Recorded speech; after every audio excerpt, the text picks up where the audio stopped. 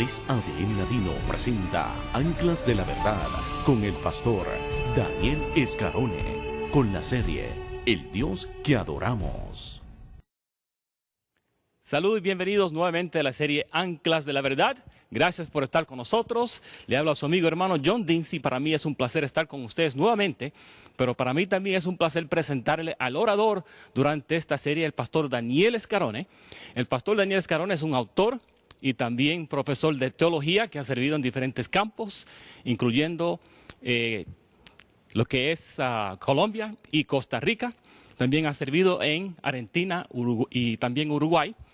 Y es para él un gozo estudiar la palabra de Dios y compartir con otros lo que él ha aprendido del Espíritu Santo. Durante estas series hemos estado estudiando el tema del Dios que adoramos. Actualmente el pastor Daniel Escarone escribió este libro, lo que la Biblia dice acerca del Dios que adoramos. Y realmente es una inspiración leer este libro porque está escrito en una manera fácil de entender. Así que les recomendamos este libro. El libro tiene 11 capítulos y durante esta serie, Anclas de la Verdad, solamente podemos presentar 5 temas, pero creemos que va a ser de ayuda para usted y creemos que va a ser un comienzo del estudio del Dios que adoramos. Durante esta hora vamos a estudiar el tema, lo que las Sagradas Escrituras presentan acerca del Espíritu Santo. Así que les invitamos a prepararse con la Biblia y por supuesto algo con qué escribir para estudiar el tema del Espíritu Santo en las Sagradas Escrituras. Antes del tema vamos a escuchar una ofrenda musical y estamos agradecidos que el hermano Michael Berry está con nosotros y en el piano usted va a escuchar esta linda melodía que lleva por título A Dios sea la gloria. Y después vamos a escuchar la predicación de la palabra de Dios en los labios del pastor Daniel Escarone. Que Dios nos bendiga.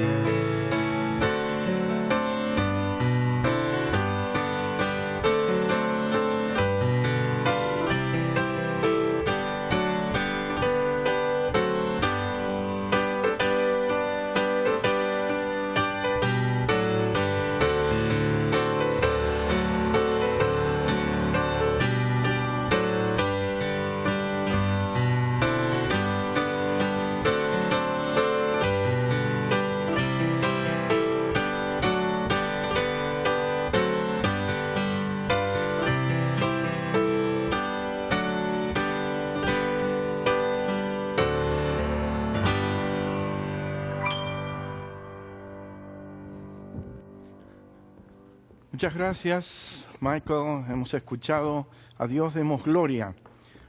Michael Berry ha estado con nosotros y agradecemos por el tiempo que el profesor Berry ha tomado como para poder acompañarnos en esta serie en la cual hemos estado hablando de Dios como lo presentan las Sagradas Escrituras, el Dios al que adoramos. En esta ocasión, invito que usted, como lo señalara el pastor John Dinsey en la parte introductoria, tenga preparada su Biblia de tal manera que cuando veamos algunos de los pasajes los pueda usted confirmar, quizás marcar en las Sagradas Escrituras. Si recordamos y hagamos una breve recapitulación, la primera presentación hablamos acerca de la autorrevelación de Dios, cómo Él se presenta, cómo Él se ha dado a conocer. En la segunda serie estuvimos hablando de Dios en el Antiguo Testamento. En la tercera estuvimos revisando la transición entre el Antiguo y el Nuevo Testamento y las conexiones que hay entre ambos secciones de las Sagradas Escrituras. Y en la cuarta hemos enfatizado en la persona del Señor Jesucristo, visto desde la perspectiva del Evangelio según San Mateo, visto desde la perspectiva del Evangelio según San Juan, y también en el interinato de ambos sectores hemos hecho un paneo a lo largo de la epístola a los Romanos, a lo largo de Corintios, hemos citado también algunas otras secciones del panorama neotestamentario, de tal manera de poder tener una visión. Y hemos llegado a la conclusión de que hay un concierto de voces y criterio en las Sagradas Escrituras que van aunando el punto en la persona del Señor Jesucristo unido al mismo nivel de la divinidad. Y hemos esto corroborado, especialmente por las citas de Mateo, por los ejemplos de Juan, por las voces que han utilizado los escritores sagrados para reafirmar este punto.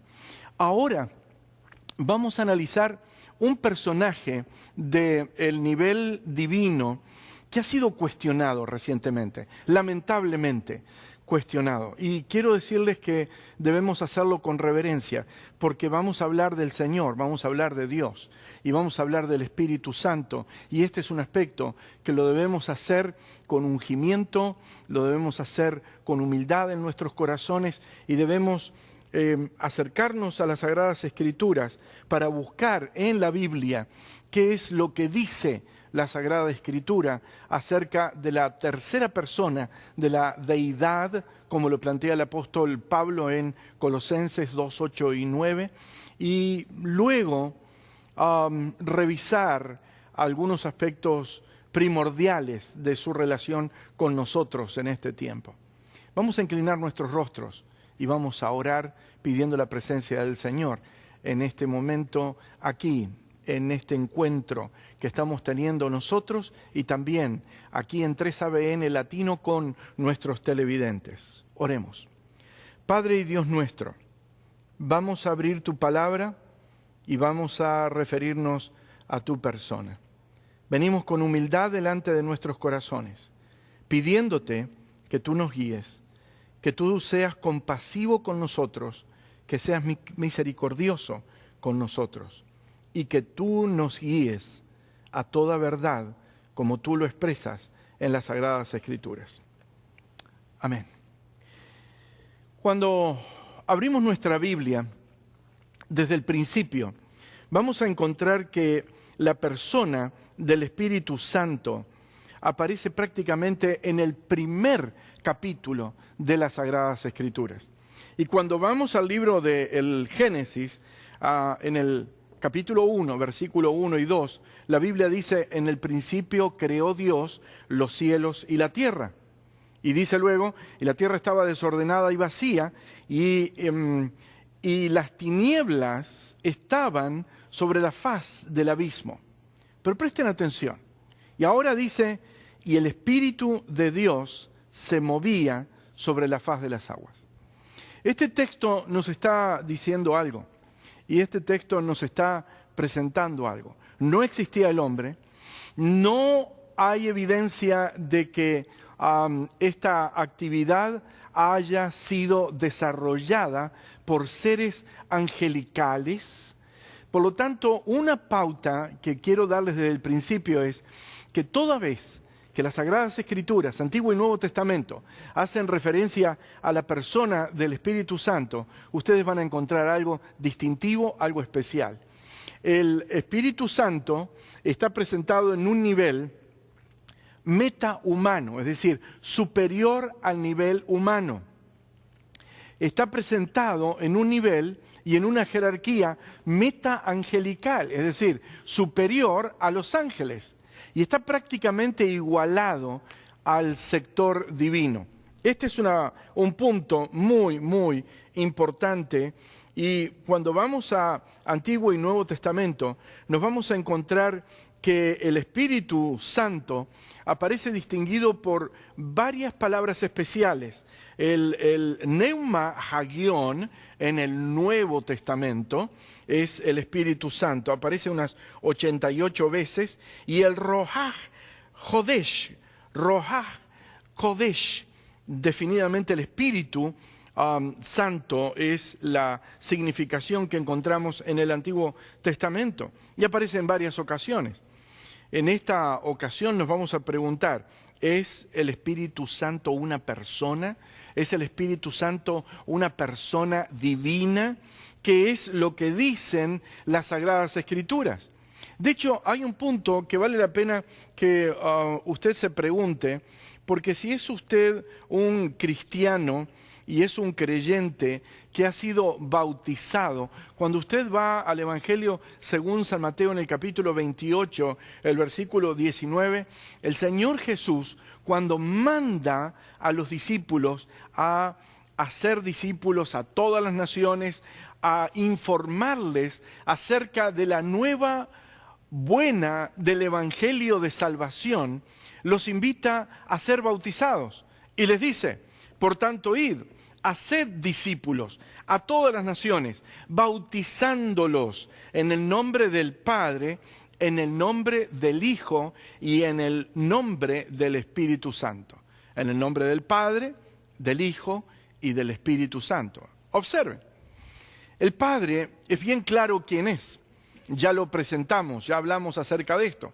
Pero si usted quizás no escuchó este programa, conéctese por favor con el Evangelio según San Mateo en el capítulo 3, y nosotros encontramos que en el momento del del bautismo del Señor Jesús, aparece una voz del cielo que indica, este es mi Hijo amado, en quien tengo contentamiento.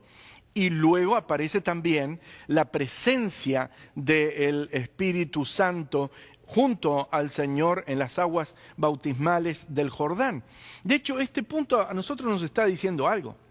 Ya desde el comienzo nos está diciendo que Jesús, cuando está enviando a los discípulos a bautizar y a hacer nuevos discípulos para la gloria del Evangelio, lo está haciendo del mismo modo en el cual Él comenzó su ministerio.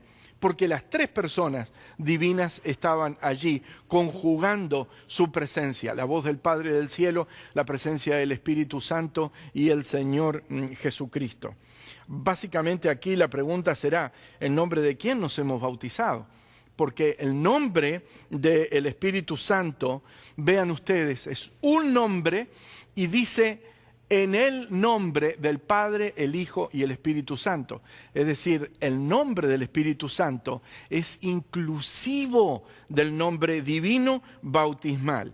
La pregunta que algunos pueden tener ¿es el Espíritu Santo una persona? Cuando nosotros hablamos del Espíritu Santo, debemos hacerlo con reverencia. El Espíritu Santo es un miembro de la deidad, es uno de las personas divinas. Cuando algunas personas, calificadas o no, comienzan a hablar de que el Espíritu Santo es una fuerza activa, un soplo divino que emana de Dios, nótese que las Sagradas Escrituras no se refieren de ese modo al Espíritu Santo. Por ejemplo, Evangelio según San Juan, el capítulo 15, versículo 26, dice el Señor Jesús, pero cuando venga el Consolador, a quien yo os enviaré del Padre, el Espíritu de verdad, el cual procede del Padre, Él dará testimonio acerca de mí.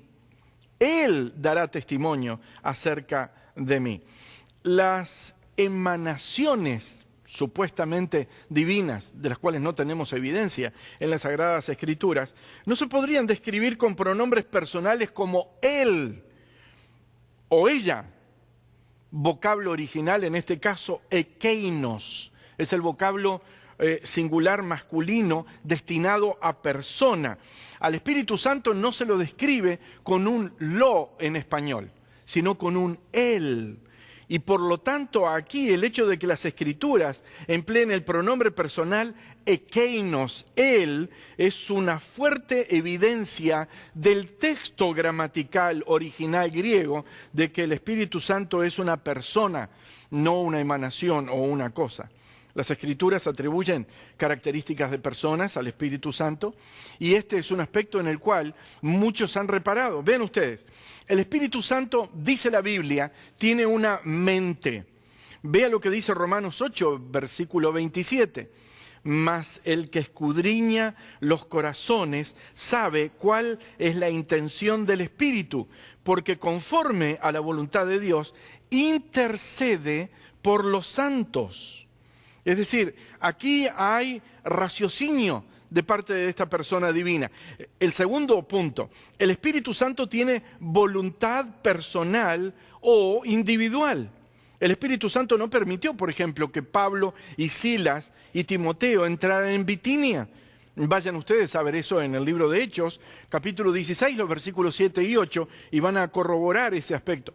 Pablo escribió que el Espíritu Santo había repartido dones a la iglesia de acuerdo con su voluntad. Y esto implica su sabiduría en lo que señala Primera de Corintios capítulo 12, versículo 7, y podemos extenderlo un poquito más hasta el versículo 11. El Espíritu Santo da instrucciones, conoce el futuro.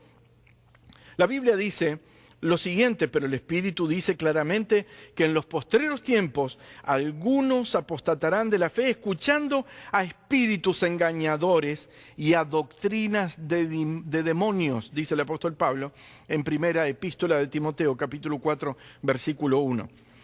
El Señor incluso se refiere al Espíritu Santo y dice, porque el Espíritu Santo os enseñará en la misma hora lo que debéis decir. Lucas capítulo 12, versículo 12. Sin embargo, el que está diciendo así es el Señor Jesús. Y el Señor Jesús no se refirió al Espíritu Santo como una emanación. No habló de un aflatus divino, no, jamás. Las Escrituras también afirman que el Espíritu Santo puede ser objeto de blasfemia. Vean ustedes lo que dice San Mateo, capítulo 12, versículo 31 al 32. Y de hecho, cuando nosotros entendemos qué es lo que significa este aspecto de la blasfemia contra el Espíritu Santo, blasfemar es tomar el nombre de Dios en vano. Y cuando entendemos este punto, este es un punto que nos está hablando a nosotros de un atributo divino. El Espíritu Santo puede ser resistido, según lo que dice Hechos, capítulo 7, versículo 51 y 1 de Tesalonicenses 5, 19. Y puede ser también afligido. Observen algunas de estas expresiones que encontramos en las Sagradas Escrituras. Encontramos aquí entonces que el Espíritu Santo tiene atributos divinos. Las Escrituras revelan que el Espíritu Santo tiene estos atributos excepcionales, como por ejemplo omnipresencia, su existencia eterna y su poder creador.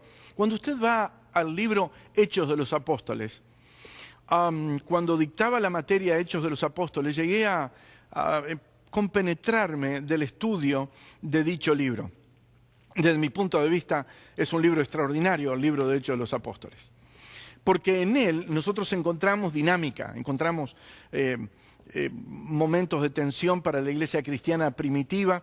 Básicamente, si ponemos un marco de principio a fin del libro Hechos de los Apóstoles, vamos a descubrir que Hechos nace con una iglesia que está retenida, prácticamente quieta en un aposento alto. Y cuando llegamos al fin, en el capítulo 28, nos encontramos con una iglesia que está prácticamente en todos los alrededores del Mediterráneo y un evangelio vibrante, un evangelio creciente que está alcanzando los confines de la tierra.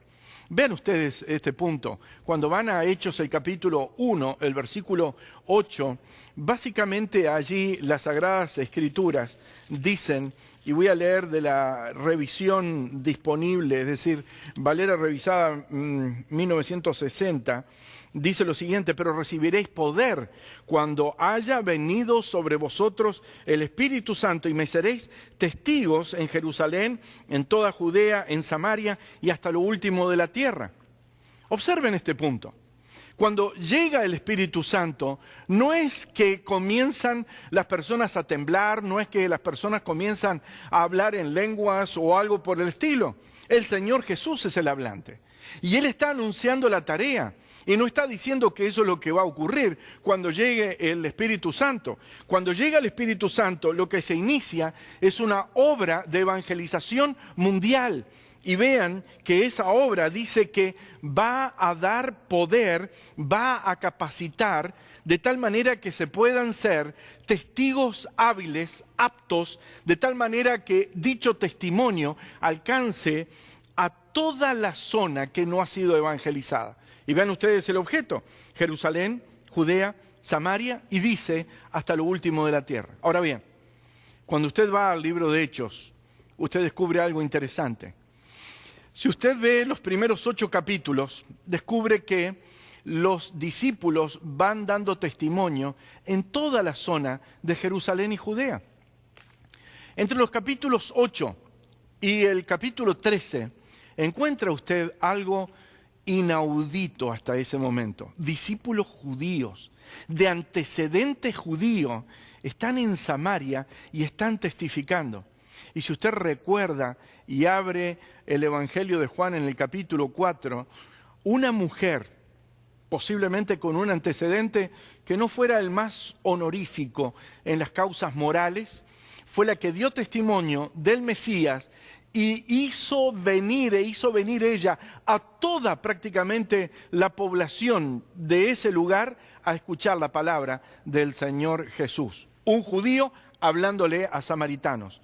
Hechos 8 al 13 está describiendo la labor inicial de los discípulos en la zona de Samaria. Y del capítulo 13, prácticamente la última parte, hasta el 28, ahora nosotros nos encontramos que el Evangelio está en todas las orillas del Mediterráneo. Algunos expertos en misionología, que es la disciplina que en teología analiza y estudia la misión mundial de la Iglesia, porque básicamente la Iglesia no tiene otro propósito que difundir las buenas nuevas del Evangelio. No es como para entretener a santos, no es como para engordar a aquellos que quieran o no conocer más de la verdad en la Iglesia, sino para predicar, anunciar la verdad y que desde ese lugar se irradie el mensaje de evangelización y las buenas nuevas de salvación a toda la zona bajo la influencia de dicha comunidad eclesiástica. Ese es el objetivo. Pero cuando revisamos ese aspecto, entonces, vemos esto, que el Evangelio está en Judea y Jerusalén, está en Samaria y está definitivamente yendo hasta los confines de la tierra. Esto a mí me dice algo, y es que los discípulos comenzaron a cumplir la función y el mandato que el Señor les dio.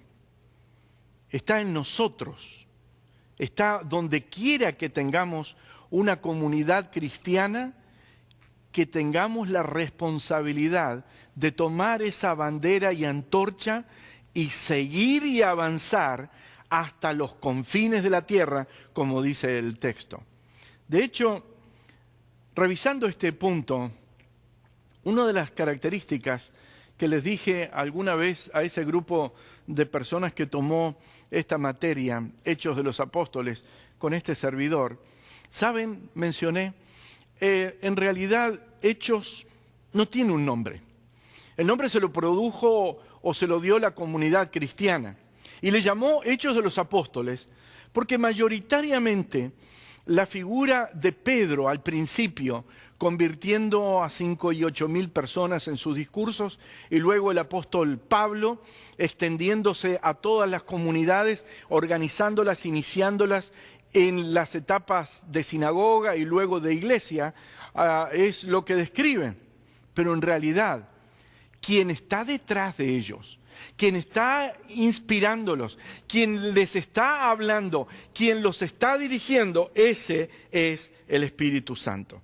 Y de hecho, entonces, mencioné, debiéramos llamar al libro de Hechos los Hechos del Espíritu Santo. Porque en realidad el Espíritu Santo es el gran actor y es la fuente de inspiración que nosotros encontramos en el libro de Hechos. El autor de Hebreos llama eterno al Espíritu Santo. Y David en los Salmos se pregunta a sí mismo, ¿a dónde me iré de tu espíritu? ¿Y a dónde huiré de tu presencia? De hecho, todos estos aspectos nos dan una serie de consejos y sugerencias que refuerzan nuestra visión acerca del Espíritu Santo. Pero por favor, abra usted ahora el libro de Hechos y veamos algunas cosas. Comencemos quizás con Corintios. Y vamos a ver cómo la Escritura, a través del apóstol Pablo, va refiriéndose al Espíritu Santo. Vea, por ejemplo, una evidencia muy importante en la que demuestra que los escritores bíblicos intercambiaban los nombres de Dios y del Espíritu Santo de una manera simple. Por ejemplo, 1 Corintios 3:16 se refiere a Dios y dice así: ¿no sabéis, dice Pablo, que sois templo del Espíritu de Dios y que el Espíritu de Dios mora en vosotros? Ahora, en 1 Corintios el capítulo 6, versículo 19, avance solamente 3 capítulos, y allí dice: ¿o ignoráis que vuestro cuerpo es templo del Espíritu Santo, el cual está en vosotros y el cual tenéis de Dios y que no sois vuestros? ¿Notan cómo el mismo apóstol, el mismo autor, está hablando de una manera primero y de la otra está armonizando, simplemente intercambiando los lugares? ¿No sabéis que sois templo de Dios, dice al principio, y el Espíritu Santo de Dios mora en vosotros? 1 Corintios 3:16, 1 Corintios 6:19. ¿O ignoráis que vuestro cuerpo es templo del Espíritu Santo, el cual está en vosotros, el cual tenéis de Dios y que no sois vuestros? En la Biblia, ustedes van a encontrar que mentir al Espíritu Santo equivale a mentir a Dios. Vean esto. Y posiblemente era lo que estaba en mi mente cuando hice la primera referencia de Hechos de los Apóstoles. Abran la epístola de la carta histórica de Lucas, llamada Hechos de los Apóstoles, y que nosotros hablamos que podría ser también calificada como los Hechos del Espíritu Santo. Hechos capítulo 5, versículo 4. Dice lo siguiente: reteniéndola no se te quedaba a ti, y vendida no estaba en tu poder. ¿Por qué pusiste esto en tu corazón? No has mentido a los hombres, sino a Dios. Eso lo dice en el versículo 4. Sin embargo, usted va a la lectura en el versículo anterior y dice lo siguiente. Es Pedro el hablante. Y dijo: Ananías, ¿por qué llenó Satanás tu corazón para que mintieses al Espíritu Santo y sustrajeses el precio de la heredad? Observe, versículo 3 dice: has mentido al Espíritu Santo. Y ahora versículo 4 encuentra el sentido: reteniéndola, no que se te quedaba a ti, vendida, no estaba en tu poder. ¿Por qué pusiste esto en tu corazón? No has mentido a los hombres, sino a Dios. Cuando nosotros comparamos los dos textos, definitivamente Dios y el Espíritu Santo están en el mismo nivel. En la Biblia el Espíritu Santo es llamado Dios. La epístola a los Hebreos, por ejemplo, encontramos muy claramente que señala este aspecto. Dice Hebreos, el capítulo 10, versículo 15 y 16, y nos atestigua lo mismo el Espíritu Santo, porque después de haber dicho: este es el pacto que haré con ellos después de aquellos días, dice el Señor, pondré mis leyes en sus corazones y en sus mentes las escribiré. ¿Quién dice que los pondrá? Aquí dice claramente, el Espíritu Santo. Y lo señala, y nos atestigua lo mismo el Espíritu Santo. Ahora, ¿quién lo dijo originalmente? Cuando usted va a Jeremías, dice lo siguiente, porque este es el pacto que haré con la casa de Israel después de aquellos días, dice Jehová. Daré mi ley en su mente, la escribiré en su corazón, y yo seré a ellos por Dios, y ellos me serán por pueblo. Es interesante ver que esta armonía es básicamente cumplida en la testificación apostólica en el Nuevo Testamento. El Espíritu Santo comparte con Dios y con Jesús momentos clave en la historia de la salvación. Como indicáramos anteriormente, por ejemplo, el Espíritu Santo estaba en la creación, con Dios el Padre, de hecho con el Hijo. El Espíritu Santo y el Padre manifestaron su presencia en el bautismo del Señor Jesús. Lucas describe el evento de este modo. Y descendió, dice el texto, el Espíritu Santo sobre él en forma corporal como paloma, y vino una voz del cielo que decía, tú eres mi Hijo amado, en ti tengo complacencia. Evangelio de Lucas, el capítulo 3, versículo 22. El Espíritu Santo en la Biblia es descrito como fuente de la profecía. El apóstol Pedro, en su segunda epístola, en el capítulo 1, versículo 21, dice, porque nunca la profecía fue traída por voluntad humana, sino que los santos hombres de Dios hablaron siendo inspirados por el Espíritu Santo. El Espíritu Santo también se dio a conocer a sí mismo en el Pentecostés. Y Jesús prometió a sus discípulos la venida del Espíritu Santo. Dijo él, recibiréis poder cuando haya venido sobre vosotros el Espíritu Santo y me seréis testigos en toda Judea, Samaria y hasta lo último de la tierra. Esa labor potenciadora, dinámica, que genera el poder inusitado en la iglesia cristiana primitiva, inició un movimiento de evangelización jamás igualado a lo largo de la historia. Resumiendo, en este capítulo nosotros encontramos la importancia que tiene el Espíritu Santo. Sin embargo, en esta ocasión quisiera invitarlos a ustedes a revisar un segmento del Evangelio de Juan.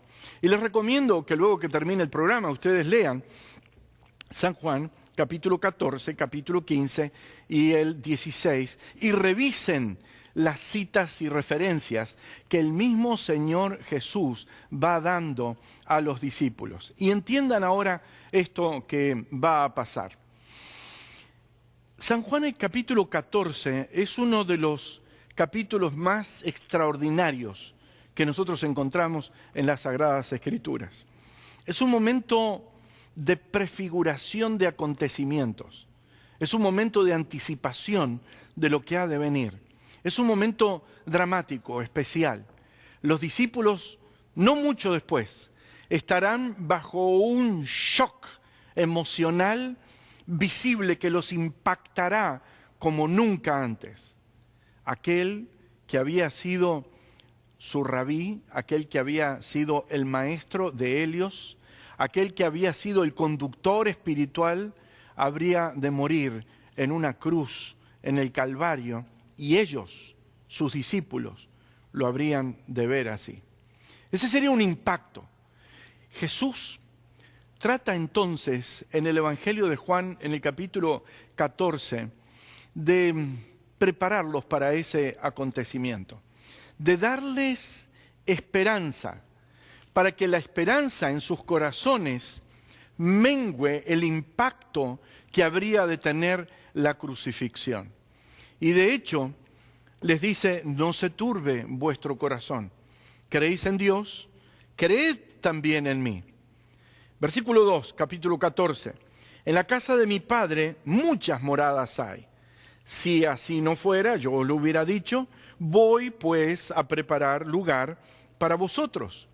Y si me fuere y os preparare lugar, vendré otra vez y os tomaré a mí mismo para que donde yo estoy, vosotros también estéis. Es un texto reconfortante, es un texto de paz, es un texto de comunión, es un texto de reunión, es un texto de volver a estar unidos con la fuente de toda la inspiración y de todo el ejemplo cristiano que ellos habían recibido. Luego comienza un diálogo muy especial y un diálogo muy interesante. Ese diálogo al estilo de las escuelas rabínicas de antaño nos van indicando cómo interactuaban discípulos con rabíes. En todo momento los discípulos podían generar preguntas. En todo momento ellos estaban libres como para poder interrogar y en todo momento el rabí podía atender cada una de las preguntas sin cuestionar a los interruptores, a algunos de los cuales podrían quizás sonar un poco desconectados de ese diálogo. Le dijo Tomás: Señor, no sabemos a dónde vas, ¿cómo pues podemos saber el camino? Jesús no lo reprendió, más bien le respondió. Y lo que le respondió Jesús con una frase que hasta el día de hoy la recordamos. Esta frase es alimento espiritual para la iglesia a lo largo de los siglos. Le dijo él, Jesús dijo: yo soy el camino y la verdad y la vida. Nadie viene al Padre sino por mí. Vean ustedes, una pregunta que parece superficial, una pregunta que parece no sin sentido, una pregunta que parece que no es apta para ese diálogo. El Señor la reviste con una respuesta que pasa por encima de la transitoriedad o superficialidad de la pregunta para establecer una verdad extraordinaria y eterna, en la cual hoy en las iglesias cristianas ustedes la encuentran allí en el frente de un púlpito, indicando: yo soy el camino, la verdad y la vida. Si hay alguien que está sin saber qué hacer, el Señor dice: yo soy el camino. Si hay alguien que no tiene certeza de lo que está buscando, el Señor dice: yo soy la verdad. Y si hay alguien que tiene preguntas acerca de la vida, el Señor dice: yo soy la vida. De hecho, alguien alguna vez mencionó, y recuerdo ese momento, que cuando usted va a los yo soy del Evangelio de Juan en relación con la persona del Señor Jesucristo, cada uno de los yo soy responde a una inquietud fundamental de la raza humana. Cada uno de los yo soy responde a una inquietud fundamental. Tenemos preguntas de orientación, Jesús es el camino. Tenemos preguntas en relación con incertidumbre de algunos puntos de verdad o error, Jesús dice: yo soy la verdad. Si nos preguntamos de dónde vengo, a dónde voy, qué sentido tiene, por qué esto, Jesús dice: yo soy la vida. Este es un punto importante. Algunos se preguntarán: bueno, ¿qué tiene esto que ver con la serie que estamos viendo? ¿Y qué tiene que ver esto con el Espíritu Santo? Como decía una vez un político al cual lo estaban interrogando en mi país de origen, a eso voy, dijo él en esa ocasión, y lo dijo muchas veces. Era un hombre de paso que sabía muchísima historia, y una vez en una interpelación del Senado le hicieron una serie de preguntas y siempre él estaba respondiendo con la misma respuesta. ¿Por qué razón usted ha hecho esto? Y él decía: a eso voy. Y a veces se iba por otro lado. Pero no vamos a salir del capítulo, no se preocupe. Y la respuesta, la conexión, no solamente con Dios el Padre, sino con el Señor Jesús y el Espíritu Santo, lo va a ver en un instante, porque aquí estamos hablando de la deidad. Jesús ahora responde eso. Y Él dice: si me conocieseis, también a mi Padre conoceríais, y desde ahora le conoceréis y le habéis visto. Y Felipe ahora interrumpe. Es Felipe en este caso. Y le dice: Señor, muéstranos al Padre y terminamos la discusión. Nos basta. Y Jesús ahora da otra respuesta. que de la misma manera en la cual la anterior había sido extraordinariamente impactante, ahora lo que él va a decir también es impactante. Dice él, tanto tiempo hace que estoy con vosotros y no me has conocido, Felipe. Pienso que quizás hubo una pausa. Y luego de la pausa, Jesús dijo, el que me ha visto a mí, ha visto al Padre. ¿Cómo pues dices tú, muéstranos al Padre? El que me ha visto a mí, ha visto al Padre. De hecho, en todo el Evangelio de Juan, nosotros encontramos una descripción muy profunda, personal, del Señor Jesús con el Padre.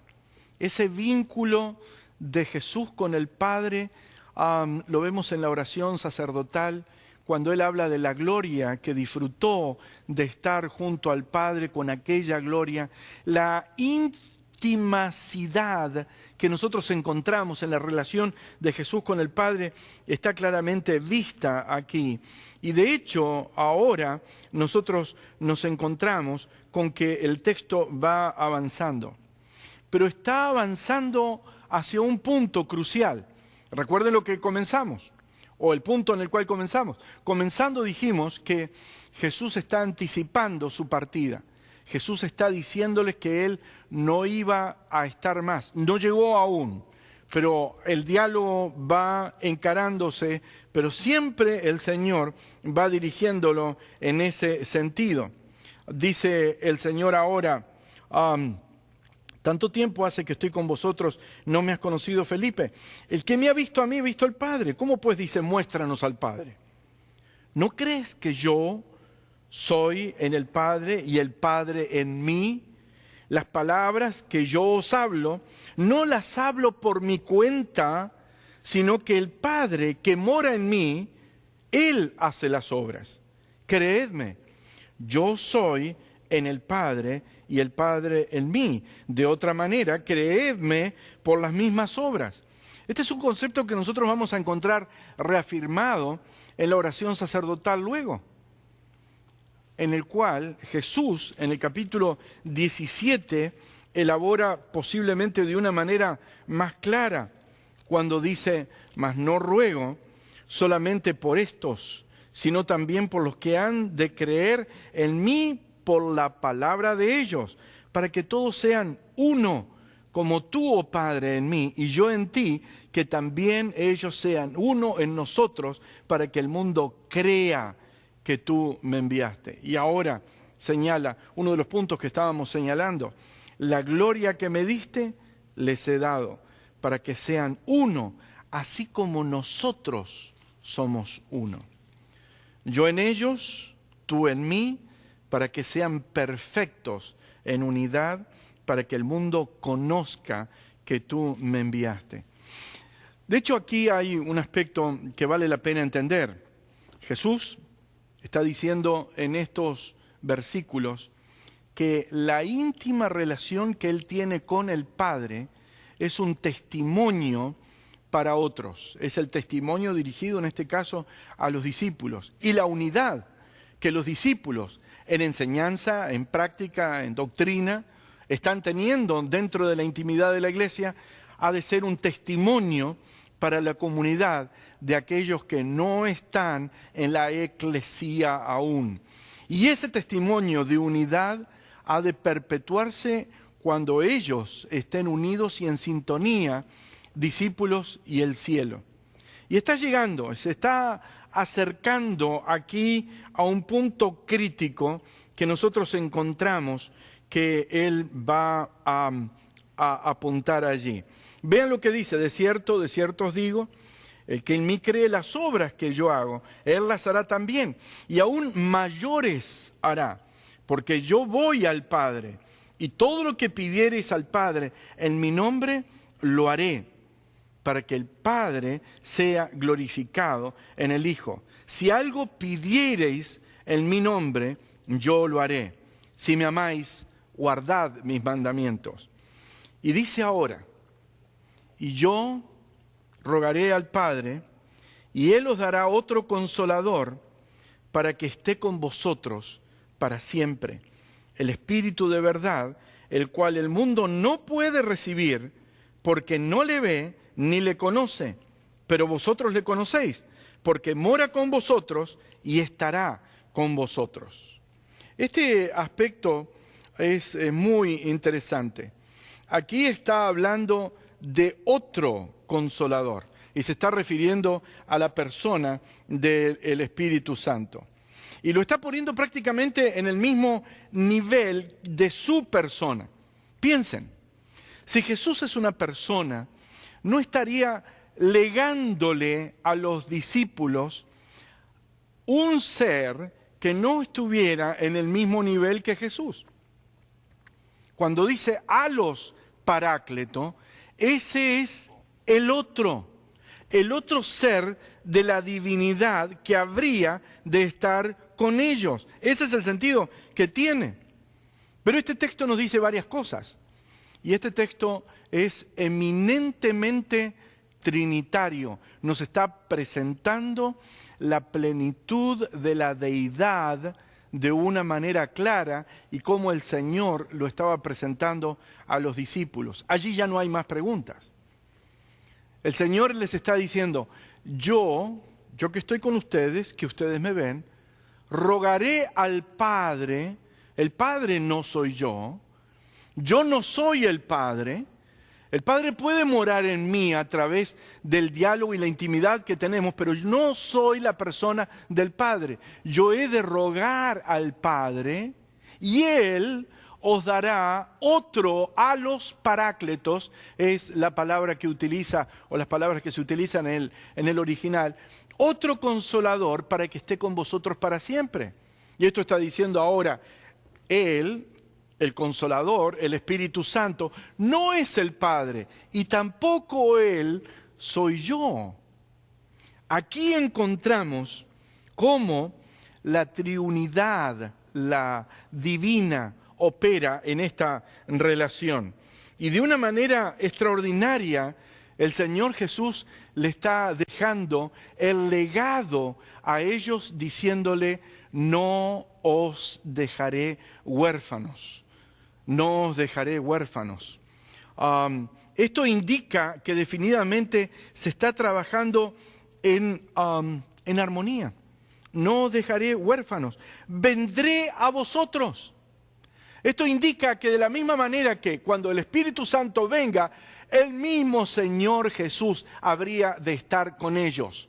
¿Por qué? Vale la pena que nosotros entendamos que cuando llega el Pentecostés y se derrama el Espíritu Santo y comienza la explosión de testimonio que nosotros encontramos en Hechos en el capítulo 2, no es solamente el Espíritu Santo el que está con ellos, es el Señor Jesús que está con ellos, porque eso es lo que Él dijo. Eso es lo que Él dijo. Y básicamente la garantía de la ascensión del Señor a los cielos es la presencia del Espíritu Santo con ellos.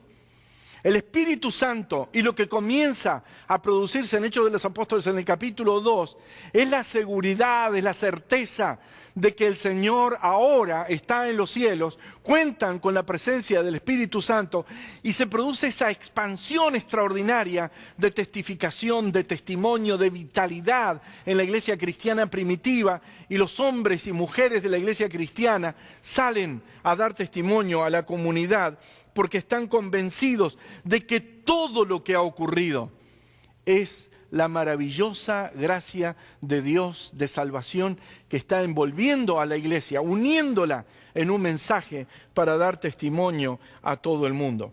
La Biblia nos presenta cosas importantes acerca del Espíritu Santo. Cuando nosotros vamos a algunos textos especiales de las Sagradas Escrituras, vemos en Romanos que Él escudriña los corazones y sabe cuál es la intención del Espíritu. Es decir, el Espíritu intercede por nosotros y lo hace conforme a la voluntad de Dios. El Espíritu Santo, dijimos, tiene una voluntad individual. Hechos capítulo 16, versículos 7 y 8. Y cuando llegaron a Misia, intentaron ir a Bitinia, pero el Espíritu no se los permitió. Y pasaron junto a Misia y descendieron a Troas. Y en primera de Corintios 12, 7 al 11, Pablo dice que el Espíritu ha dado dones a la iglesia de acuerdo a su voluntad. En primera de Timoteo, capítulo 4, versículo 1, dice, pero el Espíritu dice claramente que en los postreros tiempos algunos apostatarán de la fe escuchando a espíritus engañadores, a doctrinas de demonios. Lucas, en el capítulo 12, porque el Espíritu Santo os enseñará en la misma hora lo que habéis de decir. Pero vean, algo que a mí me ha llamado la atención es Job 33:4. Abran sus Biblias, por favor, en el libro de Job. Allí dice algo interesante. Dice la Escritura, el Espíritu de Dios me hizo. El soplo del Omnipotente me dio vida. Seguramente usted al volver a leer eso iba a decir, ¿cómo? El Espíritu de Dios me hizo. Eso significa facultades creativas. El Espíritu Santo es la clave en este aspecto, en la inspiración de la Escritura y también en la profecía. Segunda de Pedro, capítulo 1, versículo 21, lo dice de una manera muy clara, porque nunca la profecía fue traída por voluntad humana, sino que los santos hombres de Dios hablaron siendo inspirados por el Espíritu Santo. Los santos hombres de Dios hablaron siendo inspirados por el Espíritu Santo. Yo quiero decirles, estimados amigos que comparten este momento aquí, que nosotros debemos ser cuidadosos, muy cuidadosos. No caer en la blasfemia contra el Espíritu Santo y no adjudicar cosas que la Biblia no describe, porque eso nos lleva y nos conduce al pecado de la blasfemia. Quiero decirles con esto, posiblemente algunos se preguntarán, pastor, háblenos claro, ¿qué es lo que quiere decir? ¿Qué es lo que está usted infiriendo? Y se los menciono. No encuentro en las Sagradas Escrituras que cuando el Espíritu Santo llega, algunas de las personas que dicen contar con su presencia extiendan su mano y las personas caen. Eso no está en las Sagradas Escrituras. No encuentro en las Sagradas Escrituras que cuando el Espíritu Santo llega, las personas comienzan a hablar en lenguas. Hay una gran cantidad de episodios en los cuales ustedes pueden encontrar a Pablo, a Zacarías, a Ana, etcétera, en las Sagradas Escrituras, que dicen haber recibido el Espíritu Santo y sin embargo no hablan en lenguas. El mismo Señor Jesús dice haber recibido el Espíritu Santo, pero nosotros encontramos que no habla en lenguas. Y este aspecto a mí me lleva a decir, no es una blasfemia otorgarle al Espíritu Santo características que en realidad las Sagradas Escrituras no le dan. Debemos cuidarnos de la blasfemia también del Espíritu Santo. Y vean ustedes, este es un aspecto que el Señor Jesús resalta y de una manera bien clara. Él señala que todo pecado será perdonado, pero no será perdonada la blasfemia contra el Espíritu Santo. Y este aspecto nos está diciendo algo. El Señor Jesús está poniendo el Espíritu Santo en el mismo nivel de Él y del Padre. Y este aspecto como creyentes lo tenemos que tener en cuenta. De hecho que cuando nosotros pensamos y cuando volcamos nuestro corazón, la función del Espíritu Santo en el libro de Hechos, en las Sagradas Escrituras, es una función sumamente especial. Es la función de reafirmación en la conciencia de cada persona y del corazón, de los llamados audibles que escuchamos y que nos invitan a venir al Señor Jesús. Es la voz interna que nos habla con afectuoso tono, indicándonos que vengamos al Señor. Es esa voz que nos dice que nuestro tiempo, nuestra oportunidad para acercarnos a Dios es esta, en la que estamos escuchando la palabra de Dios. Y el Espíritu nos habla y nos dice y nos llama por nuestro nombre y nos dice: este es tu momento, toma esta decisión, toma este camino. Hay una de las epístolas del apóstol Pablo que es sumamente enternecedora y se encuentra en 2 de Timoteo, el capítulo 4, el versículo 9 y el versículo final prácticamente, donde Pablo le dice a Timoteo: procura venir pronto a verme. Y un poquito más adelante el apóstol Pablo le dice: procura venir antes del invierno.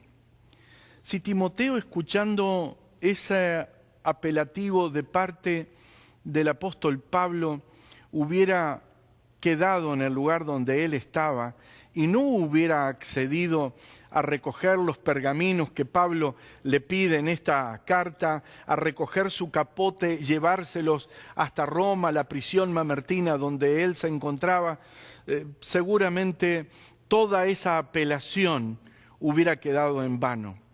Pero déjame tomar estas dos expresiones y unirlas en una apelación individual ahora para tú que nos estás escuchando.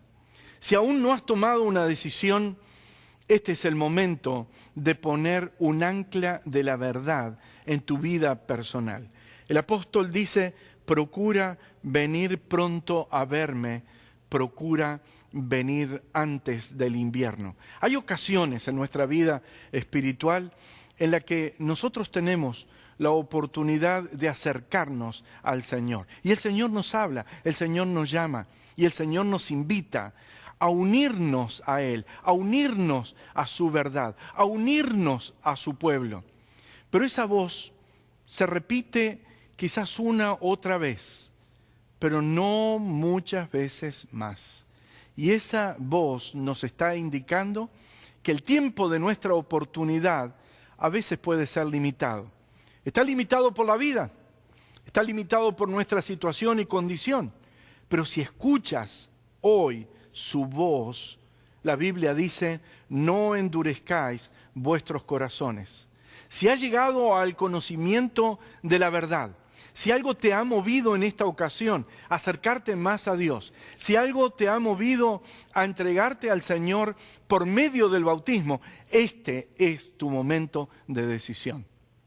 Y es el momento en el cual tú puedes poner para siempre en tu vida una decisión que va a cambiar la vida por el resto de tu existencia. Y puedes unirte al pueblo de Dios para, desde el lugar donde esté, predicar las buenas nuevas del Evangelio y llevar el Evangelio hasta los confines de la tierra. Gracias por acompañarnos y toma tu decisión.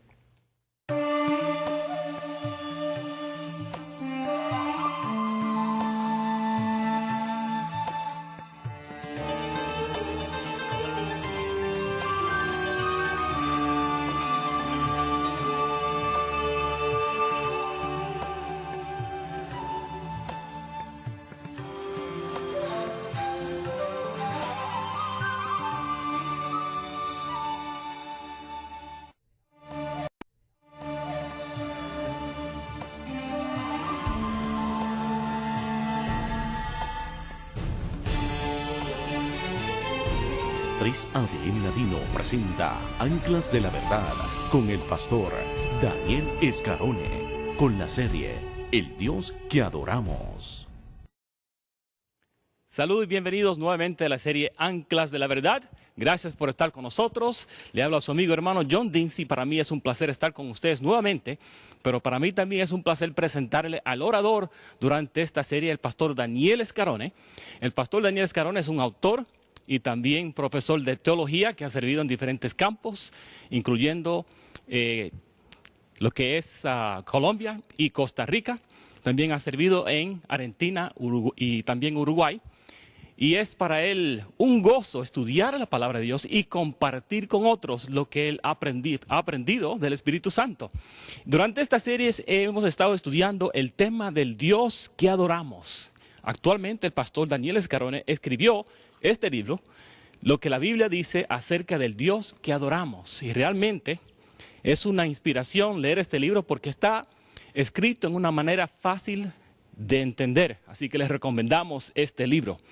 El libro tiene 11 capítulos y durante esta serie, Anclas de la Verdad, solamente podemos presentar 5 temas, pero creemos que va a ser de ayuda para usted y creemos que va a ser un comienzo del estudio del Dios que adoramos.